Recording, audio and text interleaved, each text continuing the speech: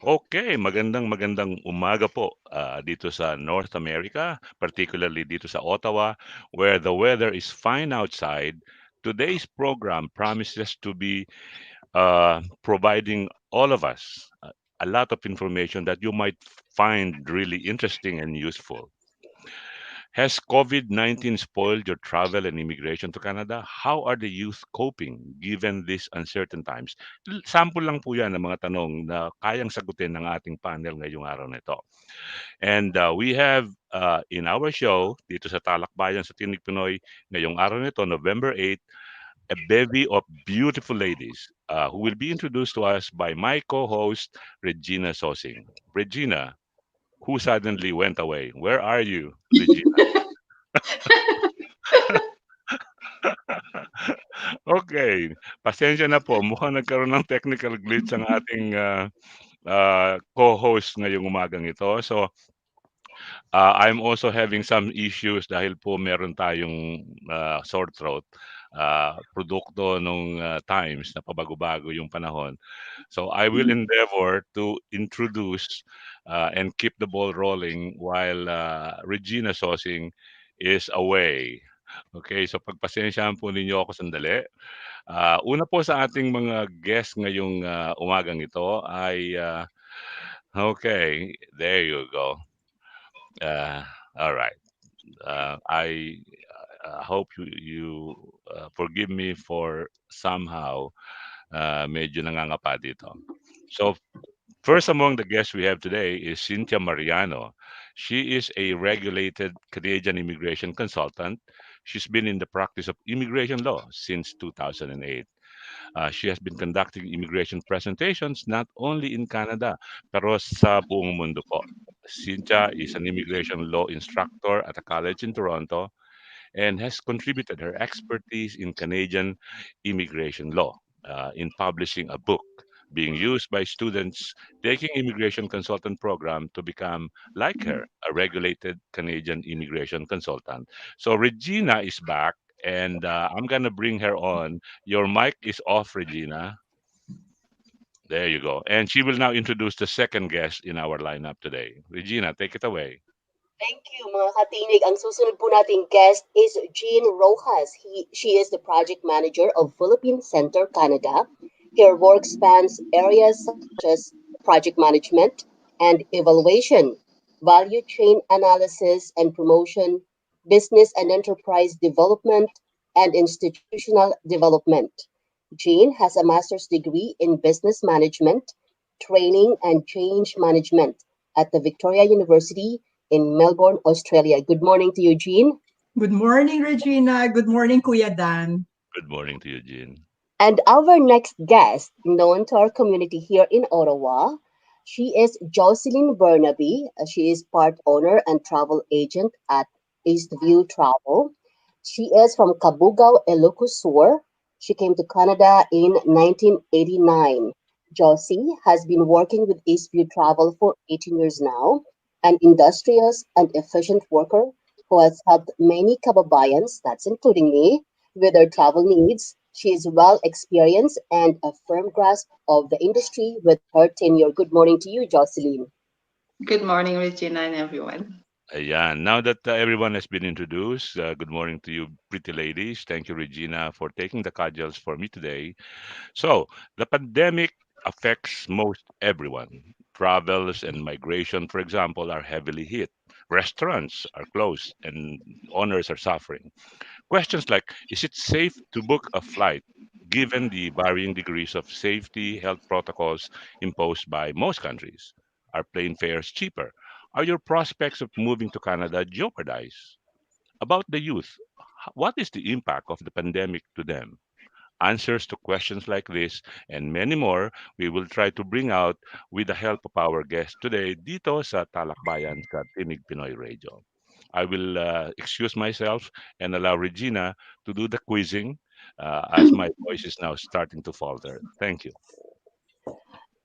And so, mga katinig, we would like to, I'm sure you had been dying like me to travel somewhere or to go back to Philippines. Many Filipinos at this time, winter in Canada, they go back to Philippines they spend their winter there, and then they come back here in the spring. So, Jocelyn, tell us what's happening in the world travel. So, if I want to go from here to Philippines, First of all, right now, only Filipino passport holders are allowed to go there. Or if you have parents or children who are in the Philippines, then you can get your visa from the Philippine embassy. Then you can travel. And before you travel, you have to pre-register at the Government of the Philippines website, the redcross.org.ph. And for the OFWs, the OWA and the Marina will take care of your COVID test and the place where you will be staying to wait for your test. But for the non OFWs, you have to pay for your COVID test and the place where you will be waiting for your test result. so the OFW will have a place and you don't have to pay for it. Correct, yes.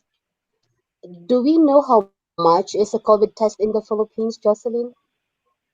Yes, in Manila right now it's 4,000 pesos. It used to be 4,500. In Cebu, I think it's 4,900, and in Clark it's 4,500 pesos.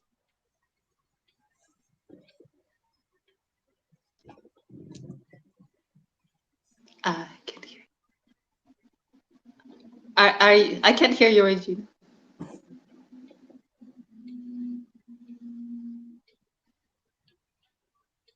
Is off as well. So, Regina, your microphone is off. Okay, well, Sorry, uh, I'm sorry. Yes, I'm back. Somehow the paper accidentally turned off my microphone. The quarantine in if you go to Philippines, do you have to have a 14 days quarantine? Correct. Is so if after your you get your result, if it's negative, then you can go back to your final destination and finish your 14-day quarantine. Wow, so that's you have to go home for 1 month at least to to be able to spend 15 days in the Correct. Philippines. Yes.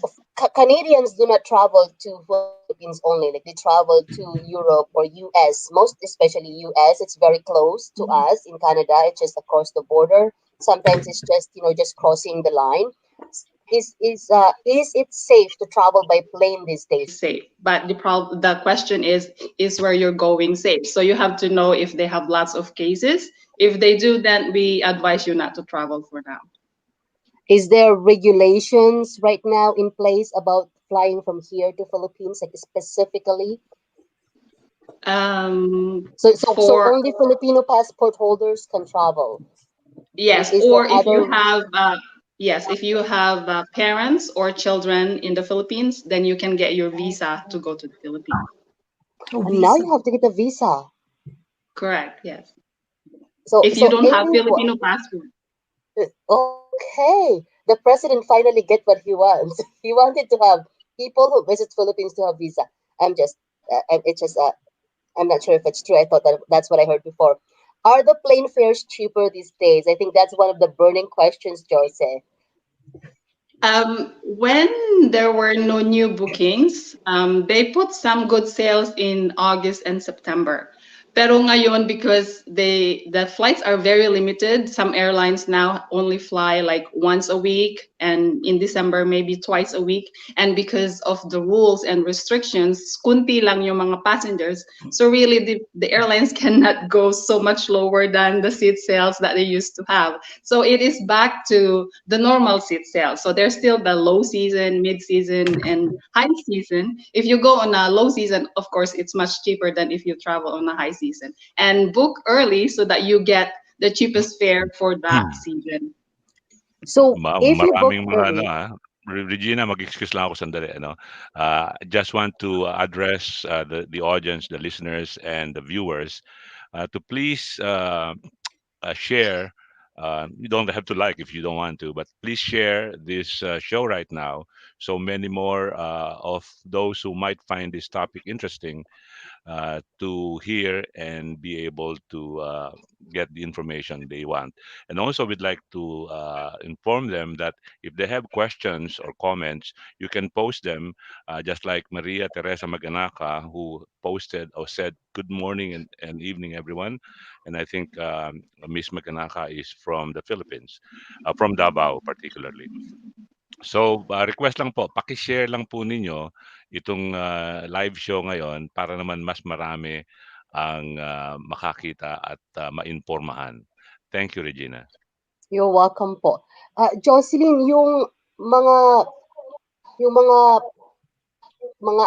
yung mga techniques, yung mga strategy in buying tickets, airfares, yung iba, they can book, let's say, ahead of time, right, as you were suggesting, but their fear is that can they move that date, and if so, what are the limitations? Okay. Yes, it's still advisable to book way in advance. The airlines right now, if they cancel the flights, most of the airlines they give you refund. Some who doesn't give refund will give you credit for future travel. Some airlines give valid for 1 year. Some it could be up to 24 months. So you can use that to travel within 24 months. And they also give you some airlines they give one free change. Some actually even give multiple changes. You only have to pay the fare difference if, for example, you purchase low season ticket and you go on a higher season, then you have to pay the difference. Would you advise that for if people Yeah. see? Would you advise that if people see a special price, for example, and even Yes. though we don't really know what's going to happen in the next 6 months, 12 months, Mhm. 18 months, you would advise for them to purchase tickets that they like? I still do, yes, because as I've said, some airlines allow you to change at least once, Mhm. and some airlines, if they cancel their own flights, then they offer you refund or credit for future travel. So can you, as long as you're planning to travel within a year or maximum 24 months, then yes, buy your ticket when it you see good prices. Yes. I have one last question for you. We have seen people stuck in the Philippines for 3 months before they were able to come back to Canada. But this was a few months ago. This is the first 3 months of COVID Mhm. 19. We are now almost 8 months in the COVID 19. Yes. So, are you still seeing anyone getting stuck somewhere, Jocelyn? Yes, like some older people, they opted to stay there because they're scared to travel. Yeah, so we still have some, but most of our clients, they were able to come back between May and August. Mm-hmm. When this thing pandemic started, we were so busy changing. We probably have changed like some people 7 times before they could come back in May up to August. Mm-hmm. Thank you. So, Jocelyn, stay with us because we will come back to you later on just in case there are some questions. And Kuya Dan, would you rather that I ask different questions from different speakers, or we'll focus on one person at I one think it time? would be nice if we can spread the questions Okay, we'll do that. to our three guests para naman sa ganun hindi mainip yung ibang guest waiting for their turn to Okay. fill those questions. All right. Somebody somebody commented or posted a comment dito. Good morning daw, Frena Laseste. Tapos merong isang nag-post. I assume she or this person is one of our Tinig Pinoy admins. Generic po yung nakalagay na pangalan, hindi lumalabas yung name ninyo, yung profile ninyo sa Facebook. So please, before you make or place your comments, uh, be sure to allow or approve StreamYard sa Facebook. Okay? Allow them para nang sa ganon, makita namin kung sino kayo at lalabas yung pangalan ninyo sa comment box. Thank you. Regina? Salamat po, Kuya Dan. I'm going to talk to Jean Rojas. Jean Rojas is from Philippine Center, Canada. They had been extremely busy delivering Salamat Box. Jean, tell us about what is Philippine Center Canada's Youth Resilience Program. Maraming salamat, Regina, sa pagkakataon na ma-share sa inyo kung ano itong proyekto na ito. So itong proyekto na ito ay funded, sponsored ng Canadian Red Cross at saka ng Employment and Social Development Canada.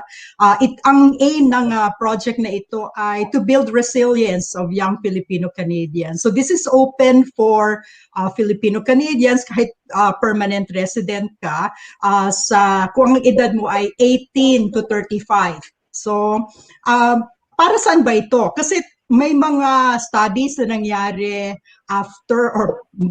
during COVID, kung ano yung epekto ng COVID sa ating mga kabataan. At marami ang nangangamba sa kanilang pananaw para sa kanilang hinaharap. So, katulad nung summer, for example, maraming mga estudyante at mga teenagers na gusto or nagplano na magkaroon ng summer jobs. And then all of a sudden, yung ating ekonomiya, at least partly, ay nasara. Kaya tapos nandun lang sila sa bahay, lockdown. So nagkakaroon yan ng epekto sa mental health ng ating mga kabataan.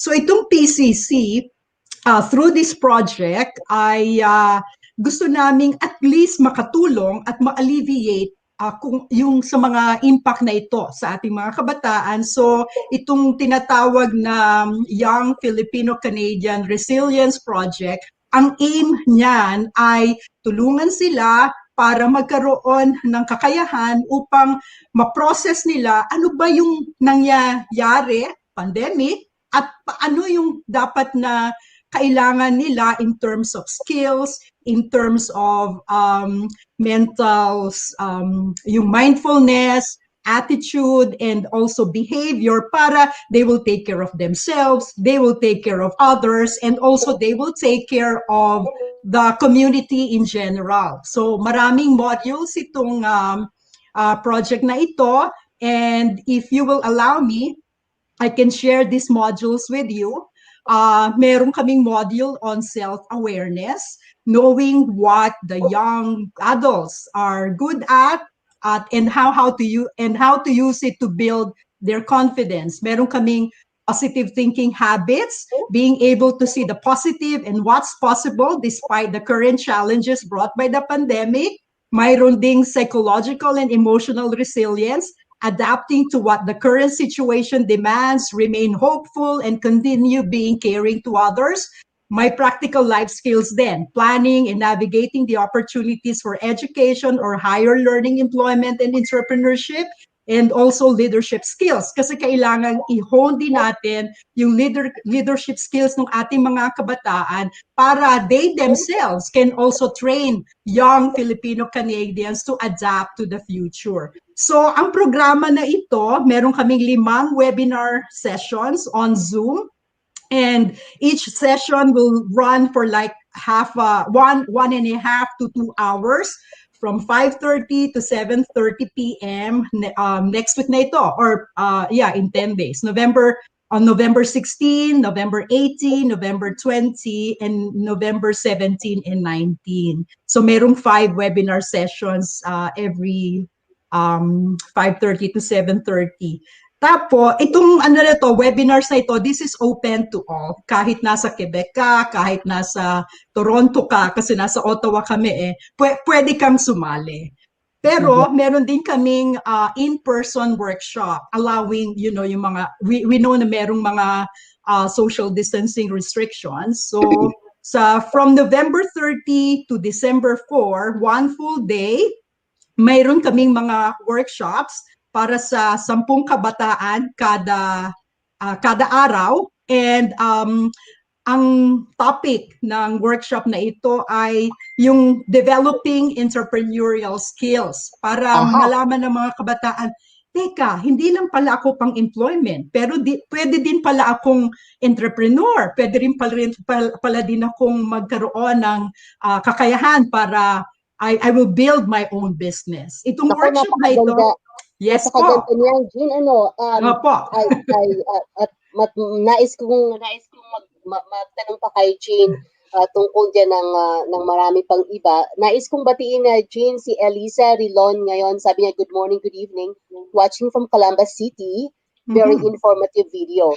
Mga katinig, kung nakikinig po kayo ngayon kay Jean at may tanong kayo kung ito ba ay para lang sa mga kabataan, 18 to 35 years old, na nandito sa Canada, tatanungin natin kay Jean yan bago natin pupuntahan at tatanungin natin ng questions about some immigration back to Jean and also Jocelyn shortly.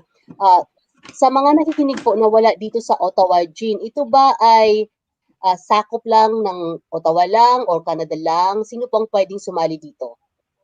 Meron po akong magandang news para sa inyo. Kasi ang project na ito, merong itong isang component. Ang tawag dito, and yung mga IT professionals would know this, mag-establish kami ng learning management system. So itong LMS, itong aming mga learning modules, ito po ay i-record namin at i-upload namin sa aming LMS para yung mga hindi available, for example, dun sa time period na yon, or yung mga tao na nalaman na lamang nila itong project na ito makalipas yung implementation, pwede silang pumunta sa aming website.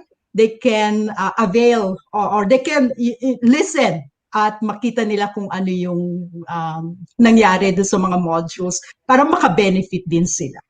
Naku, napakaganda niyan. At Jean, babalikan kita ha. Nais ko lang batiin si Maan Crizia Rojas. Good morning in Ottawa, watching from Marikina City, Philippines. And good evening sa iyo. Si Agnes Cruz ay nagsabi po na good morning, watching from Manila. And Eileen Belinda Rojas sabi good morning, Ottawa, watching from Philippines. Nais ko lang malaman, hi Jane Caneti, good morning. Canada, good evening, Philippines. And DJ Mitch here. Hi DJ. Nako, DJ Sami ka dito. Sayang may sayang daw po may age limit. Wait lang po kayo.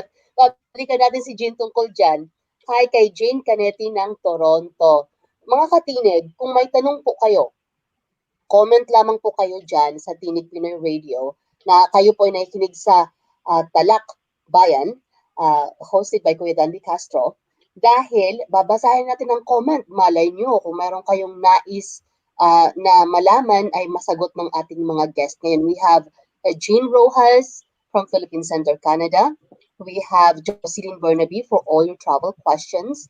And now, Jean and Jocelyn, I will get back at you to talk to you. Now, nais ko pong makausap ang ating immigration officer. Hi, ulit, Cynthia. Magandang umaga, Toronto and Ottawa. Magandang gabi po, Pilipinas. Magandang So, umaga, Cynthia, Kuya Dan. Tell us po, Cynthia, kung halimbawa, merong mga caregiver ngayon na pupunta dito sa Canada. And so, this pandemic thing is chaotic. So, if they are a caregiver and they want to come to Canada, are their trip affected? Since the June 2019, even before the pandemic, this caregiver program has changed. Like the policy of Canadian immigration has changed. Even though before they can easily come over with the work permit, but now they have to apply for the permanent residence, and it'll take a long time to process. It takes like more than a year to process. So, hindi lang po pandemic ang naka-apekto sa kanila, kundi pati na rin yung changes ng policy ng Canadian immigration. So, kung halimbawa may mga caregivers tayo na na-approve na ng mga visas nila, so they can come here with their family members, but then they have to go through with the Quarantine Act ng Canada. And they also have to apply for what we call the written authorization to enter Canada from the Canadian immigration. Even they already have these approved visas, they cannot just simply board the plane and fly over to Canada. They have to get approval as well, another step to process by the Canadian immigration. So they have to have that written authorization to enter Canada. That is very important. Wag po kayong basta-basta lang pupunta ng airport or bibili ng airfare ticket, ano po. Although I think Jocelyn will advise you on that. But kailangan talaga malaman kung ano ang mga requirement, at especially at this time, Cynthia. One more thing, Cynthia, kung halimbawa po, ay nag-apply sila outside ng Canada. Ito ang tanong, how can I bring my family members with me if I applied outside Canada? Yes, Ma'am Regine, yun po yung bagong changes ng caregiver programs since June 2019.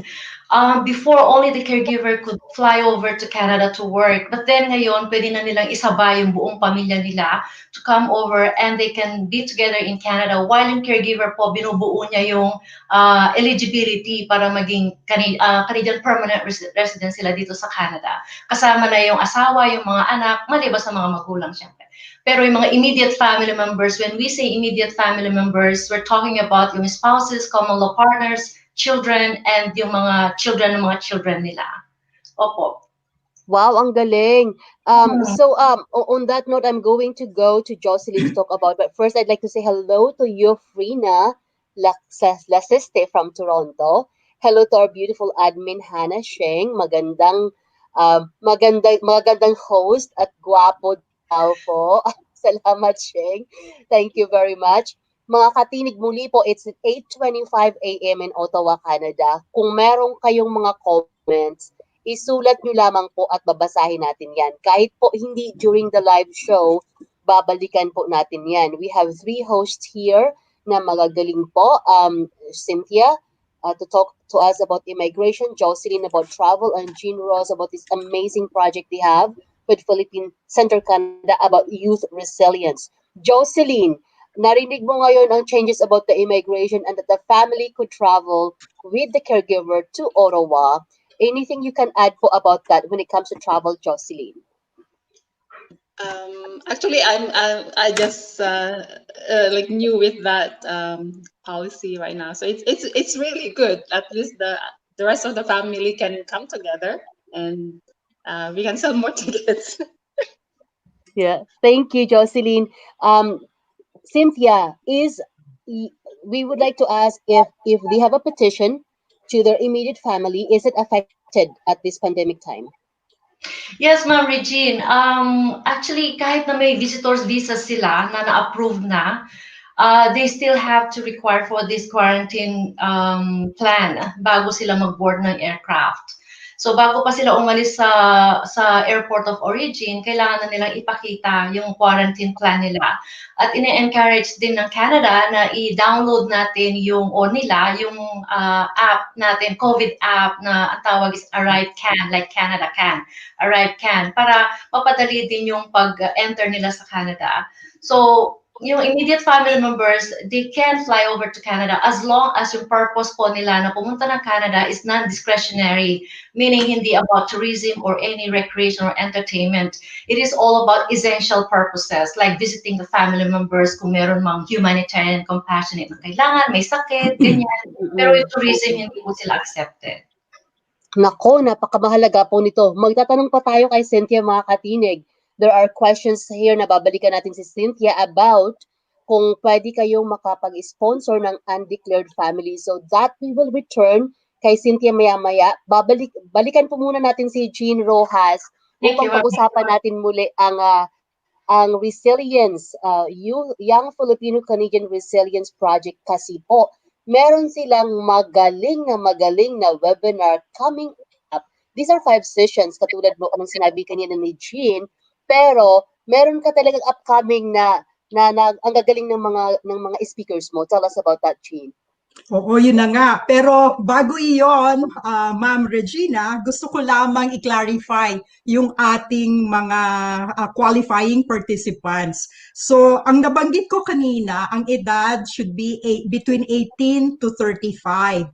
Pero wag pong malungkot yung mga outside this age, basta magrehistro lang po kayo dun sa aming website sa pcc-ottawa.ca and we will definitely consider you. So, punta po kayo sa aming website pcc-ottawa.ca, mag-register po kayo. Kahit wala po kayo doon sa age range na yon, we will definitely consider. Yung pong 18 to 35 years old, i-qualify ko lamang, ito po yung mga in-person workshop namin na mangyayari sa November 30 to December 4. Now, yung nabanggit Naku, matutuwa po si DJ Michelle kasi DJ Michelle is 17 and a half years old. Oh, Kaya konti na medyo lang. muntik na. So makakasama ka, DJ Michelle. Hello kay Ayin Belinda Rojas. Good morning in Ottawa from Jean's mother Adelaida here in the Philippines. Must be very proud mothers, Jean. Ang mami mo yun. So hello po. Magandang gabi dyan sa inyo. At Opo. share po niyo ulit ang talakbayan natin. It is 8:29. Jean, please go ahead. May kwento ka pa sa amin. Yes, kasi yung pong aming mga webinars, this is packed with very, very special and successful guest speakers. Uunahin ko muna yung aming mga organizers and facilitators dito. Meron po kaming dalawang mga kilalang mga academicians, mga profesor mula sa University of Toronto at saka University of New Brunswick. Sila po ay si Professor Valerie Damasco and Professor Ruby Ann Torres. Sila yung nag-design nung learning modules na ito, webinar training series na ito. And they're pretty much good in their field of expertise on community development, youth development, gender equality, and all this stuff. Now, ito yung very exciting kasi we're able to secure the commitment of si Dr. Eileen De Villa, people's doctor. Everybody knows her. Practically, nakikita natin siya every day sa television, sharing kung ano yung mga updates on COVID. So si Dr. Eileen De Villa graciously accepted our invitation to be with us in one of our webinars. Tapos si Dr. Phil De Luna, batang-bata, under 30, material scientist siya, specializing on energy. That's right. And the youngest director ng National Research Council dito sa Canada, and he was featured as by Fortune's top 30 under 30 scientists sa buong mundo. So we are very, very excited to hear from Dr. Phil De Luna. Wow! Under 30. Is this doctor as a PhD?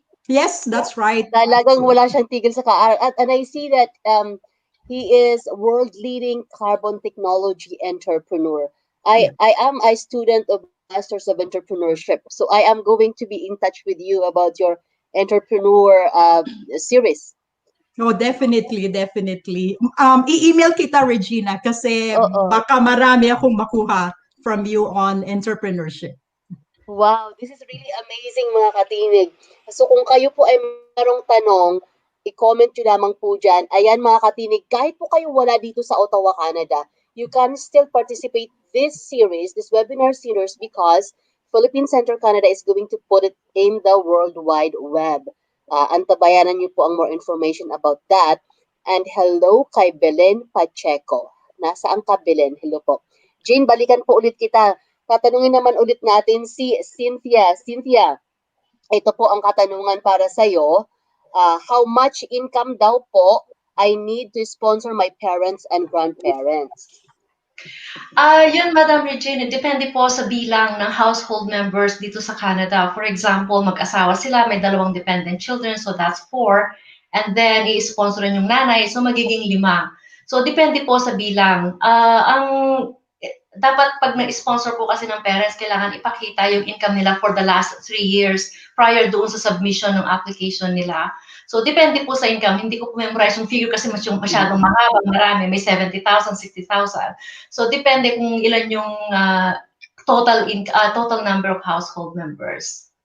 Sabi ni privately para maibigay ko sa kanila. Yes.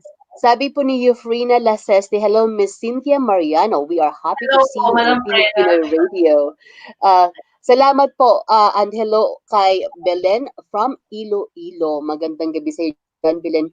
Ang katanungan pa para sa iyo, Cynthia, ay who is eligible for the pilot project daw to sponsor undeclared family members? Very interesting po yan, Ma'am Regine. Bagong regulations din po yan ng Canadian Immigration na in-announce sila September last year lang. itong mga undeclared family members, ito po yung mga family members na obviously, hindi nila dineclare nung yung tao na naging Canadian o permanent resident sa Canada. Ito yung mga dependent children o yung mga asawa nila o yung mga common law nila na hindi nila naisama. It is because, for example, ako, inisponsoran ko yung anak ko at meron siyang common law na hindi niya sinasabi sa akin. Yung anak ko, hindi niya dineclare yung common law na yon at nagpunta siya dito. So ngayon, meron tayong bagong program na pwede na niyang sponsoran yung common law na yun o yung asawa na yun na hindi niya dineclare. So pilot project po siya only for 2 years. Kaya kung meron po kayong mga kamag-anak o na pamilya, anak or asawa na hindi niyo dineclare nung kayo ay pumunta ng Canada, pwede niyo po silang sponsoran ngayon. Nako, may aha moment ako kasi marami po tayong kilala na ganyan. And actually, ang hirap-hirap kasi dahil hindi nila may sponsor yung family nila doon, yung iba ay naghiwalay na. So, Totoo yan, Ma'am Regine. Halimbawa, ako na may nakilala ako sa Pilipinas, halimbawa, at hiwalay siya sa asawa niya, may mga anak sila, tapos yung ini-sponsoran ko, ayaw i-declare yung mga anak niya kasi yung ex niya ayaw makipag-cooperate doon sa correct. So may iwan yung mga bata halimbawa. Actually, sa old regulation ng Canadian immigration, hindi na nila may sponsoran yun forever in life. Kaya lang nagbago ang pagtingin ng Canadian immigration last year at binago nila itong sistema na to. So ngayon, itong inisponsoran ko, pwede na niya sponsor yung mga anak niya kahit hindi niya dineclare before. Nako, magandang balita po. Buti na lang kasama ka natin, Cynthia. Maraming salamat po sa pagbibita. Oo, para bigyang liwanag ito. Paano naman daw po mag-apply ng work permit and who can enter Canada to work at this time in COVID era? Yeah, yung pong mga foreign workers natin, actually, marami din mga na-stranded sa Pilipinas na dati na nagtatrabaho dito, pumasyal lang, and then na-stranded na doon dahil sa mga travel restrictions natin. Pero doon po sa mga bago na gusto magtrabaho dito sa Canada, there's a lot of programs po para sa inyo. Pero syempre, yung unang-una, you need at least a job offer from a Canadian employer. Depende po kung ano yung expertise nyo, depende kung ano yung work experience nyo. Meron din po naman din pumapasok dito na ini-sponsor ng mga employers. So kahit na medyo mataas ang unemployment rate natin dito sa Canada, pero kung meron kayong specialized skills na kailangan ng isang employer, pwedeng pa rin po kayong makapasok dito sa Canada. At as long as na yung employer na yon, meron po siyang travel plan or quarantine plan kapag nag-arrive kayo dito sa Canada, posible pa rin po yun. Meron pa kaming questions sa iyo, Cynthia, hawag kang aalis. I also have questions about kasi may mga classmates ako na that are international students. So, babalikan po natin si Cynthia about that and more questions. Right now, nais po nating tanungin, may katanungan sa iyo from the web, Jean. Ang sabi po, I have a question for Miss Jean Rojas. Pwede po bang mag-register din yung mga student visa holder for this series from DG Michelle? Yes, pwedeng-pwede po. Punta lamang po kayo sa aming website, pcc-ottawa.ca. And we will consider you definitely. Itong 50 participants po na sinasabi ninyo in the webinars from the National Capital Region na will be given the opportunity for this whole day in-person series para po sa entrepreneurship. Tell us more po. Kasi inasabi nyo kanina na though they cannot, like let's say kung wala kayo dito sa Ottawa, you can still participate kasi i-record nyo to, or are you going to have a live recording of that people can participate live? Thank you sa mo na yan, sa iyong tanong na yan, kasi interactive kasi itong workshop na ito eh. So it's going to be very difficult for somebody who's not there in person to catch up. Kasi meron siya talagang mga worksheets na kailangang i-fill up habang nandun ka sa in-person workshop. So that is something that we will explore. We're not closing the door, but we will definitely consider that. But at the moment, the design of the workshop is to be there in person. Anything else po you can tell us about how they can register? Apo, mag-register. I will share to you yung aking email. Pwede po kayong mag-email kung meron kayong mga questions. At pwede course, yung aming registration link ay nandun sa aming website. So if I may tell you my email, ito po yung aking email address, jrojas@pcc-ottawa.ca. So jrojas, JROXAS @pcc-ottawa.ca. Tapos yung aming website ay nabanggit ko na kanina, pcc-ottawa.ca. That's where you can find the registration link. It is 8:39 in the morning, Ottawa, Canada. We have 20 minutes more here. Kaya magtanong lamang po kayo mga katinig. We have a very wonderful people with us. Sila po ay merong mga expertise na kailangan natin. Huwag po kayong mahiyang magtanong sa Talakbayan. Kuya Dan, if you have anything to add, just let us know. In the meantime, Jean, yung Youth Resilience Program na ito, napakagaling pong project talaga ito para sa ating mga kabataan. And ang Tinig Pinoy ay dito para tulungan kayo i-disseminate ang information na ito. Congratulations for getting the funding. I know you are one of the key people who made it happen. Working with the community, hindi po ganun kadali makahanap ng funding. So congratulations to you, to your team, to every single person who works so hard to get the funding for this. So Jean, yung Young Filipino Canadian Resilience Project, yung series po ninyo na nandito, ulitin lang po natin kasi para dun sa mga hindi na catch up kanina. You have 5 webinar sessions po. At mag-uumpisa na next week na ba yung isa? November 16. Next November Monday. 16. Yes, Not November this Monday, 16. next Monday. Next Monday, that's right. Kaya po, mas maaga kayong makapag-register, mas mabuti. Para mapadala namin yung link sa inyo kaagad. Yung bisita po natin si Dr. Eileen Develia at saka si Dr. Phil De Luna, ito po ba ay the same way po na in-person session to or can people join you live? Live po sila. Live. Pero yung hindi po sila in person, dun po sila sa webinars. Pero yung participants are in person for this one? Yung sa webinars, no. No. Sa ano po yan? Okay, so anywhere in the world can join? Well, practically yes. Kasi i-record po namin and we are going to upload it sa aming website. Yeah. These are very exciting and we're happy to see this one.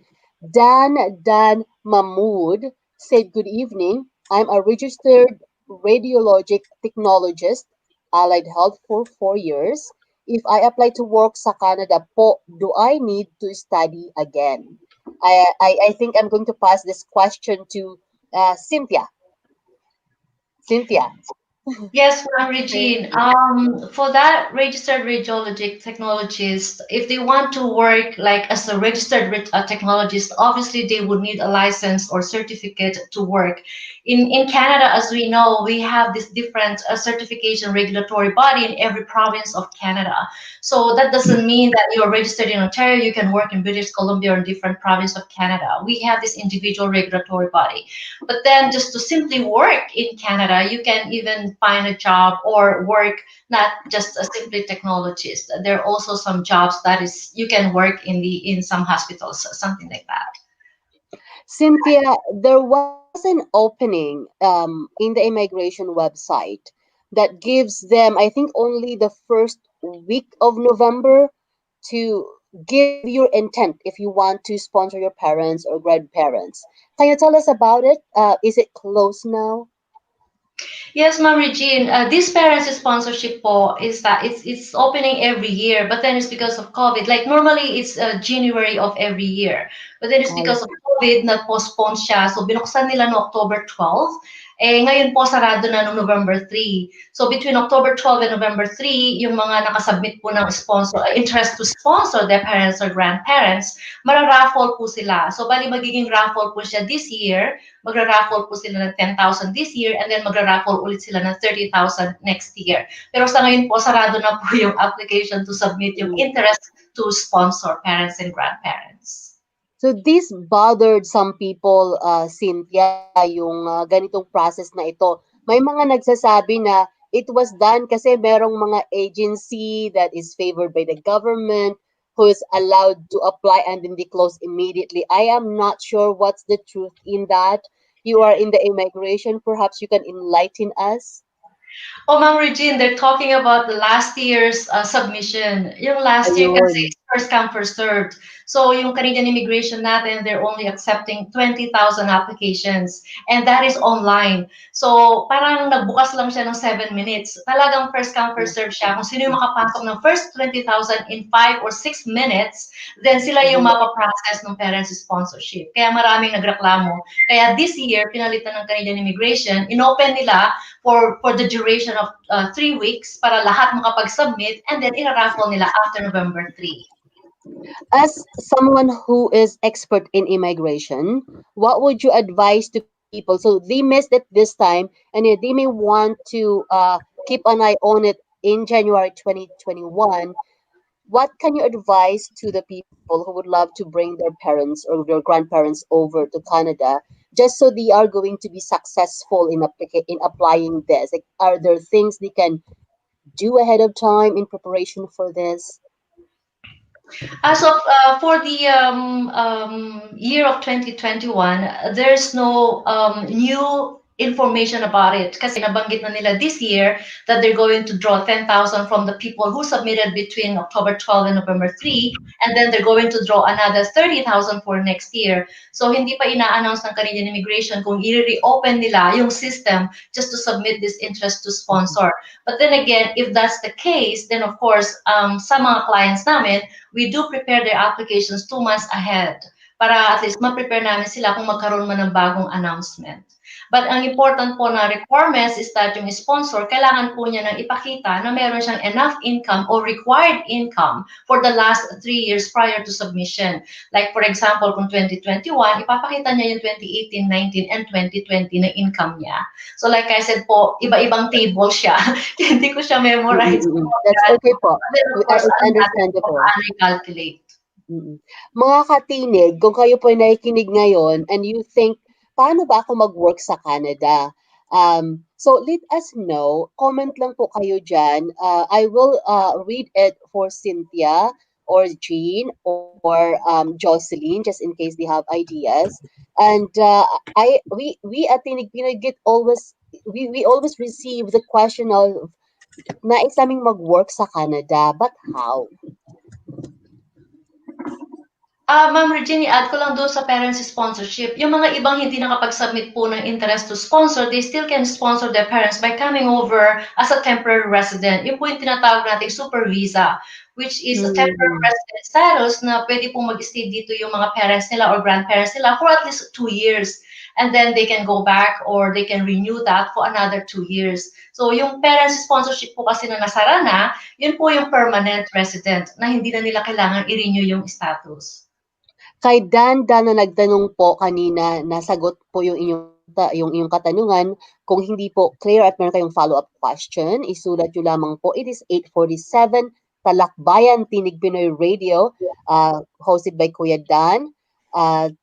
Tanong lang po kayo dyan mga katinig. Sabi ni Jane Canetti, can she write it please? It is actually, Can she write actually, what po? Regina, kung nami-miss nila, nandiyan na po ngayon sa screen natin yung email address ni Miss Jean Rojas. Nandiyan po, it's running Ayun. on the ticker. I have a question to Cynthia, if you don't mind. Cynthia, We don't mind. I have a good friend. I have a good friend whose application to visit Canada uh, obviously has been affected. Anong maisasuggest mo sa kanya to do para nang sa ganon ma-fast track yung kanyang application? She has all the documents needed. She's supposed to visit uh, her boyfriend in Canada, but the pandemic somehow sidelined it. What can you suggest to this person? Yung application, Kuya Dan, nakasubmit na po ba o isasubmit pa lang? Isasubmit pa lang kasi nagsara yung embassy sa Pilipinas daw. Oh, I see. Pwede naman po sila mag-apply online, Kuya Dan. At kasama po yung dating dating relationship doon sa bagong announcement ng Canadian immigration when it comes to COVID travel restrictions. Okay. Kung sasamit lang po nila, pwede po yung online at kailangan po nilang ipakita na meron talaga silang relationship. Yung mga proof of relationships nila, like for example, meron ba silang financial sharing, parang ganon, o meron silang Yes. joint conjugal properties. Kailangan Okay. i-prove po nila, hindi lang yung they have pictures or anything on Facebook. Good point. Sana nakikinig ngayon yung kaibigan ko na yan because this question she wanted to ask kaya lang biglang nawala dito sa screen ko eh. Pwede po niya akong kontakin, Kuya Dan. Walang problema. Okay. Free consultation po tayo. Very good. Thank you. How's the immigration government ngayon, Cynthia, about so because COVID, yung may mga tao nakapunta dito as visitors. Ngayon, they need to go back to Philippines, for example. So one instance is that he is here because the father died, and then going back to Philippines, he's supposed to bring his 80-something-year-old mother with the ash of the father to bury in the Philippines. So the 83-year-old mother is still very high risk to travel at this time, and so now they need to get another kasi nag-extend na sila once ng kanilang visitor's visa. So now they have to extend again for the second time. In your experience, how's the immigration how's our government handling this in the immigration? Yung mga temporary residents natin dito, Ma'am Regine, dito sa Canada na visitors, students, and workers, very flexible ngayon ang Canadian immigration to extend their status. Hindi katulad prior to COVID, very restricted sila doon sa second time of extensions. Pero ngayon, very flexible sila. In fact, kahit na nawalan na sila ng status, for example, dati, ang old regulation, pag nawalan na status ng isang temporary resident sa Canada, meron lang silang 90 days to restore their status. But then, because of COVID, in-extend nila yon. So, kahit na nag-over na yung 90 days mo, pwede ka pa rin mag-restore ng status mo dito sa Canada para hindi ka lumabas na nag-overstay ka. As long as your status in Canada was expired after June 30, 2020, meron kang chance na mag-extend o mag-restore ng status mo until December 31st, 2020. So, okay lang po yun na mag-extend sila ulit. Until kailan po? Until December 31st, 2020 po. Kailangan maisubmit po nila yung i-restore na yung status nila until December 31, 2020. After that, mawawalan na sila ng status. Nako, maraming magsasaya sa balita na yan, Cynthia, at maraming hindi nakakabog-kabog ang mga dibdib. Maraming salamat dyan. Babalikan natin si Cynthia about that. For more questions on immigration, mga katinig, tawag lamang po kayo dyan. I mean, comment lamang po kayo and share Tinig Pinoy Radio. March Kaadlawon said, good morning sa lahat sa buong team. Kaadlawon in Waraynon it's like day. So, hello po. Sa ating travel naman po, yung mga nais pumunta naman from Philippines to Canada, for example, Jocelyn, ano po ang mapapayo ninyo sa mga nais Sorry, come again. pumunta dito sa Canada? Maingay kanina, hindi ko narinig. And then I don't know why the sound is very low for me now. I'm not sure. Sorry, paki-repeat yung question. That's all right. Sa mga nais pumunta ng Canada, ano ang maipapayo niyo from other parts of the country and they want to come to Canada? They have the papers and all, but when it comes to travel, what can they tell them that they should have before they come to Canada or before they book their airfares? So I think Cynthia could answer that better regarding the immigration.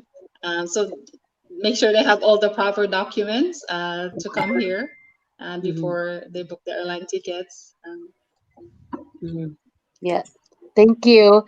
Jean, meron ka po bang nais idagdag tungkol doon sa Philippine Center Canada? We are 8:52 right now. We have about 7 minutes, and we hope to talk at least 2 minutes for each of our guests. Jean, anything you wish to add about the Young Filipino Canadian Resilience Project? Again, we are so thrilled that Philippine Center Canada is doing this project. Thank you to all of you. Ma'am Regina, kung mamarapatin mo, pwede ako magbigay ng sneak peek nung in-person livelihood and entrepreneurship workshop na gaganapin dito sa Ottawa from November 30 to December 4. If that is okay, it will take me siguro mga 1 minute Yes, go na ahead. para, okay, sige. So, bali itong livelihood and entrepreneurship workshop na mangyayari live, ang goal nito to introduce the basics of entrepreneurship and self-employment to Filipino-Canadian youth in Ottawa and surrounding areas in Ontario. Basta malapit lang po dito sa Ottawa kasi in person nga po ito.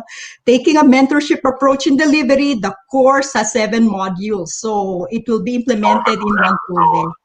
Itong livelihood. Sorry? Hello po. Yes.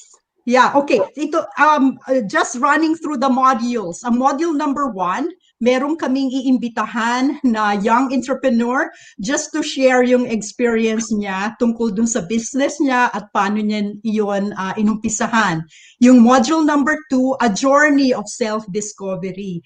Magkakaroon siya ng understanding of entrepreneurship and the qualities of an entrepreneur and ikukumpara niya yon dun sa kanyang inherent skills. Kasi I'm not going to tell you about kung ano yung mga inherent skills na yon, but I could probably give you 1 or 2: opportunity seeking, perseverance, risk taking, and all these qualities.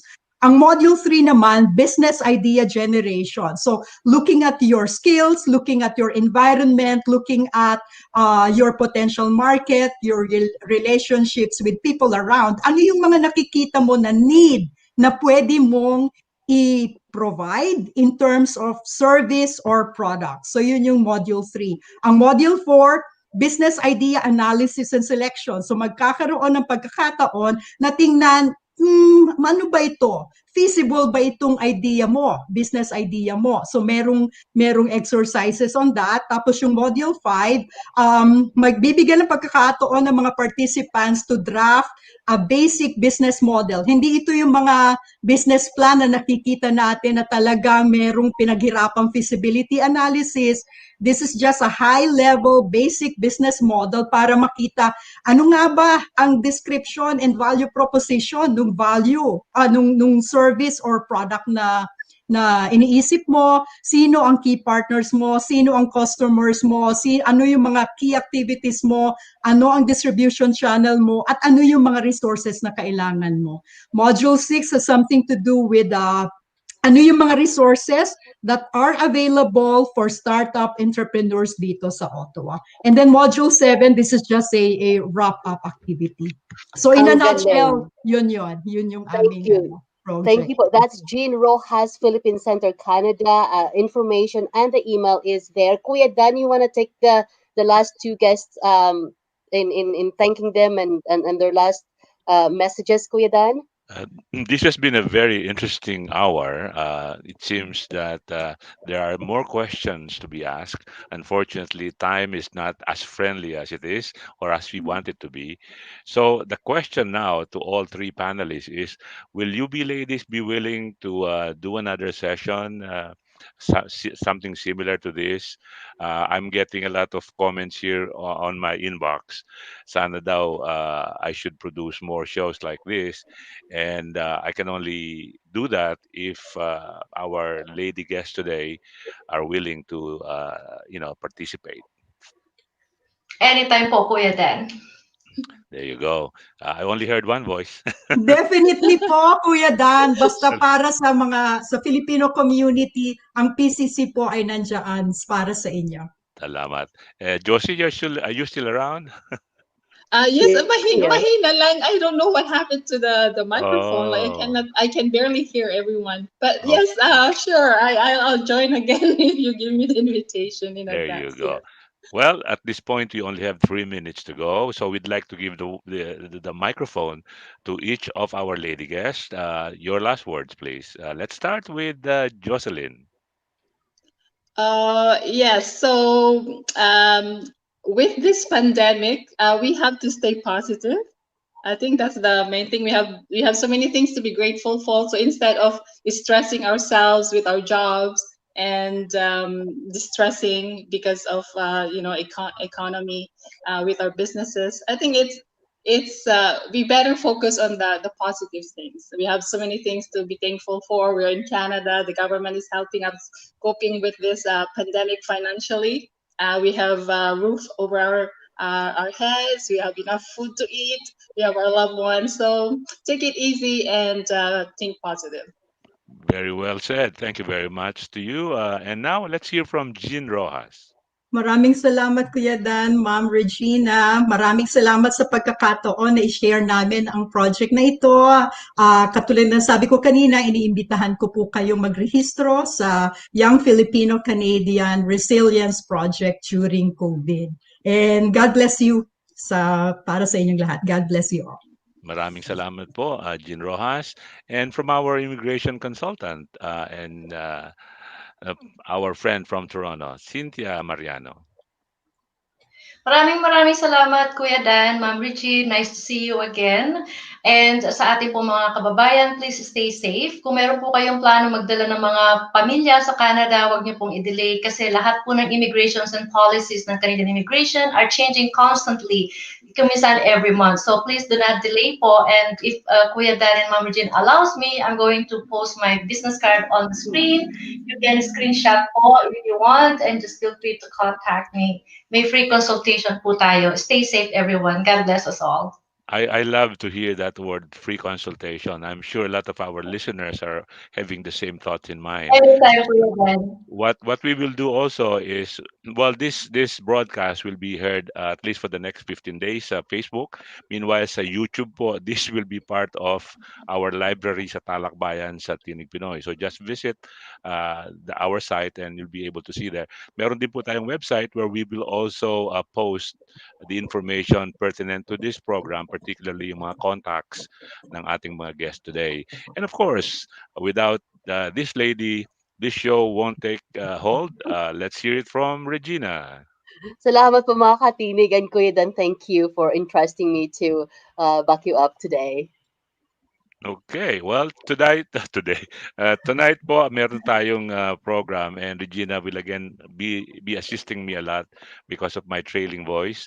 We have a forum with the Minister of Family Affairs, Minister Hussein, and then later in the hour from 5:30 onwards will be a Q&A with members of the Filipino-Canadian Printed Journalists and Broadcasters. So sana po samahan ninyo kami doon sa programang yon from 5:30 to 6 o'clock.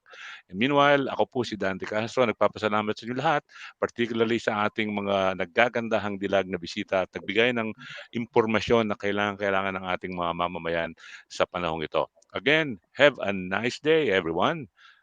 Ingat po kayo. Bye-bye. Thank you. Bye-bye. Bye po.